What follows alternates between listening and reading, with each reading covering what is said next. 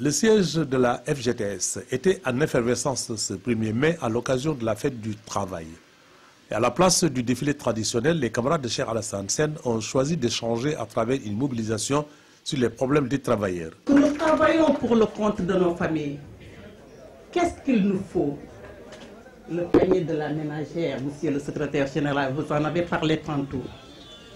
Moi, je dirais que le gouvernement, tous les travailleurs, tous les décideurs devraient penser encore à notre panier, le panier de la ménagère. Quand je parle du panier de la ménagère, ça englobe tout. Supposons que toute une femme qui se lève, qui va dans le marché, puisse se satisfaire, avoir ce dont elle a besoin pour nourrir sa petite famille. Il faut diminuer les denrées alimentaires, vous l'avez entendu. Il le faut. Il le faut. Pourquoi?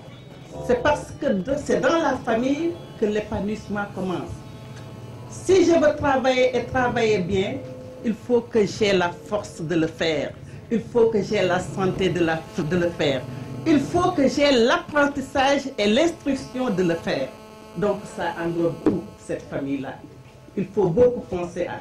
Si nos maris, les belles femmes, ont des salaires décents, ils pourront accompagner celles qui sont dans les maisons et c'est très important. Nous travaillons pour cette couche sociale. Aujourd'hui, tous les travailleurs n'ont qu'une seule idée, c'est la famille.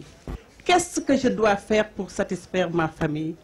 Et comment je vais le faire? Mais en travaillant. 6e dans la chronologie de représentativité des centrales syndicales, le secrétaire de la FGTS a dénoncé l'impartialité des autorités entre les centrales syndicales, revendiqué les accords non respectés, plaidé pour la précarité de l'emploi, la faiblesse du pouvoir d'achat, entre autres, et la non-publication des résultats des élections. Les accords signés entre le gouvernement et les organisations syndicales, dans le secteur de l'éducation, dans le secteur de la santé, dans le secteur de la justice, dans le secteur des collectivités locales, il y a problème. Combien de fois on a rencontré le Premier ministre et les membres du gouvernement, des accords ont été signés mais n'ont pas été matérialisés.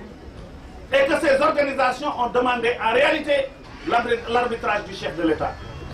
Je ne parle pas de langue constitutionnelle, je ne parle pas de langue purement politique, mais je parle de langue purement sociale.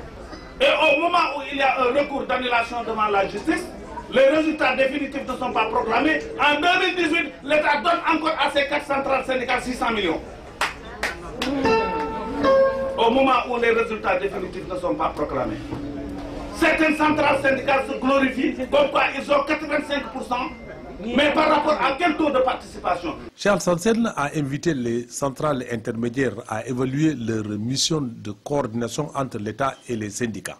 Nous demandons à l'État de réparer cette injustice. Même pour aller à gérer, l'État prend en charge uniquement ces centrales syndicales au moment où les autres se débrouillent. Ce n'est pas normal. C'est pourquoi, chers camarades, nous demandons au président de la République de réparer cette injustice. Sinon, nous aurons l'obligation de porter l'affaire au sein de nos organisations syndicales au plan international.